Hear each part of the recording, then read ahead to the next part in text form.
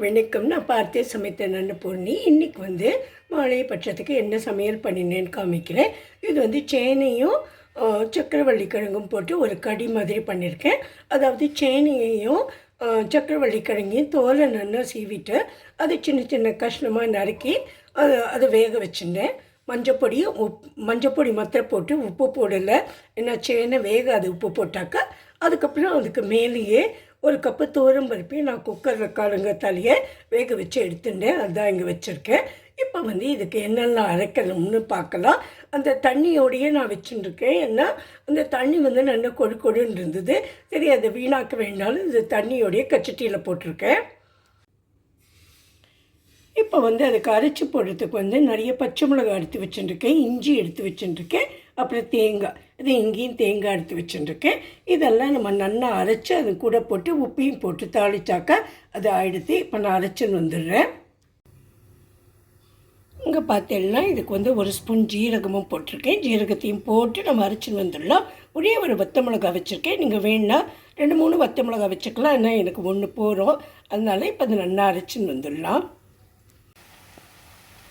இது இப்போ நான் அரைச்சின்னு இந்த மாதிரி இருக்குது. இந்த சேனை கொஞ்சம் கூட கொதிக்க வச்சுருக்கேன். அதை அதில் இதை எடுத்து அதில் போட்டுட்டு உப்பையும் போடலாம், நிறைய பெருங்காயமும் போட்டு கொடுக்கலாம். இப்போ உப்பும் போட்டாச்சு. இதை இறக்கிடலாம். எல்லாம் நல்லா ஒன்றா சேர்ந்துட்டு தேங்காயம் போட்டாச்சு. இதுக்கப்புறம் இதுக்கு தாளிக்கிறதுக்கு 2 டேபிள் ஸ்பூன் தேங்காய் எண்ணெய் விட்டு கடுகு, உளுத்தம்பருப்பு, கடலைப்பருப்பு, அப்புறம் நிறைய அதுக்கும் கொஞ்சம் பெருங்காயம் போடணும், இதுக்கும் கொஞ்சம் பெருங்காயம் போடணும். அந்த பெருங்காயத்தோட வாசனை இதில் ரொம்ப நல்லாயிருக்கும். பெருங்காயம் கொஞ்சம் போட்டுட்டு நிறைய கறிவேப்பிலையும் போட்டு நம்ம அதை நல்லா தாளிக்க வச்சு இறக்கி இது கூட போட்டுடலாம். 2 வத்த மிளகாயும் போட்டுக்கலாம். நம்ம இப்போ தாளிப்பு கொடுத்துடலாம். இதுக்கு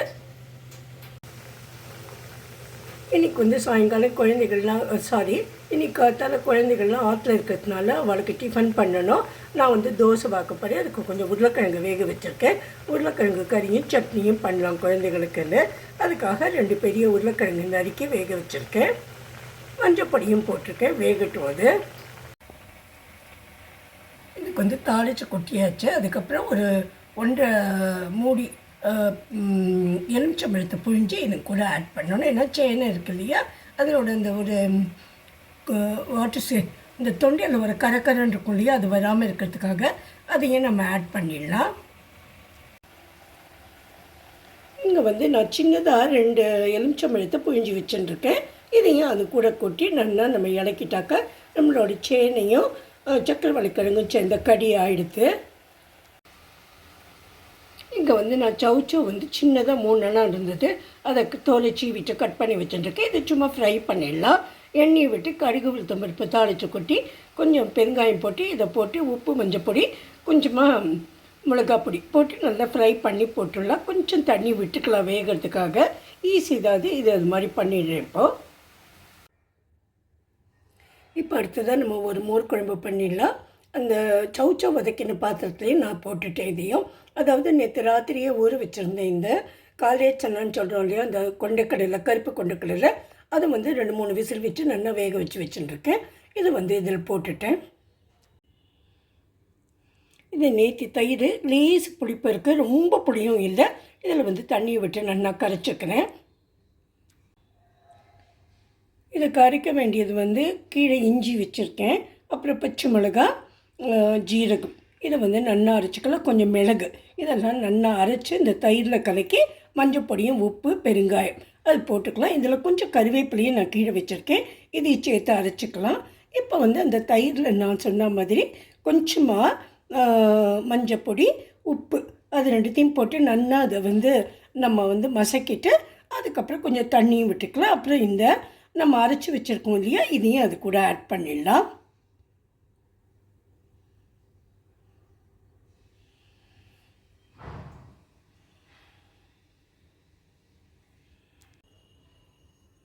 இப்போ இந்த தயிரில் மஞ்சப்பொடி, உப்பு, பெருங்காயம் போட்டுண்டாச்சு.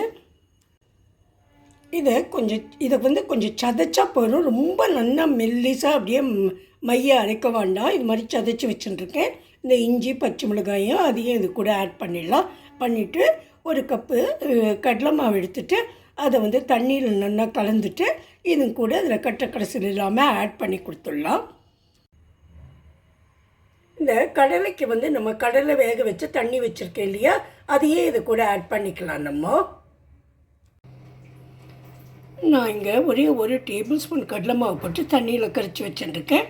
சில பேர் வந்து நிறைய போடுவா, 1 கப்பு 1/2 கப்பு கூட போட்டுப்பா. நான் வந்து கொஞ்சமாக தான் போட்டிருக்கேன். ஏன்னா யூஸ்வலாக தேங்காய் அரைச்சி விட்டு தான் நான் பண்ணுவேன். இது ராஜஸ்தானி டைப்பில் இன்றைக்கி பண்ணலாம் அப்படிங்கிறதுனால ரொம்ப மாவு நம்ம கரைச்சி விட்டால் மாவு வாசனை வந்து குழந்தைகள் சாப்பிடாதோ என்னமோ அப்படிங்கிறதுக்காக நான் கொஞ்சமாக போட்டுருக்கேன். இந்த கரைச்சதை கொஞ்சம் அரிச்சாப்பில் எடுத்து இந்த மோரோட கலக்கிடலாம். மற்ற எல்லாம் நான் இதில் போட்டு கலக்கிட்டேன்.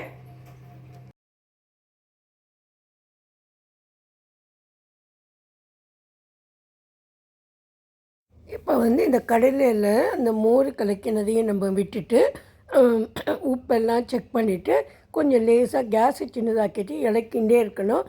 இந்த கடலை மாவு நம்ம கரைச்சதையும் அதையும் அதுக்குள்ளே போட்டுடணும். போட்டு ஏன் இலக்கிண்டே இருக்கணும்னா, இல்லைன்னாக்கா அது ரொம்ப ஜாஸ்தி சூடில் நம்ம வச்சுருந்தோம்னாக்கா அது இழக்காமல் இருந்தால் ஒரு திரிஞ்சா மாதிரி ஆகிடும், திரியாக சாரி, அது மாதிரி ஆகாமல் இருக்கிறதுக்காக. அதுக்கப்புறம் இதுக்கு கடைசியாக நம்ம தாளித்து கொட்டணும். கடுகு, ஜீரகம், கருவேப்பிலை இது வந்து தாளித்து கொஞ்சம் இதுக்கும் இந்த பெருங்காயமும் போட்டாக்கா நம்மளோடது இந்த ராஜஸ்தானி கடியும் ரெடி ஆகிடுது. இதுவும் ரொம்ப டேஸ்டியாக இருந்தது. ஆக்சுவலாக இப்போ எல்லாமே ஆகிடுது. இது வந்து ராஜஸ்தானி கடி, கடலில் போட்டது, கருப்பு கடலை, காலேச்சனா. இது வந்து கடி வந்து சேனையும் சக்கரவள்ளி கிழங்கும் போட்ட கடி.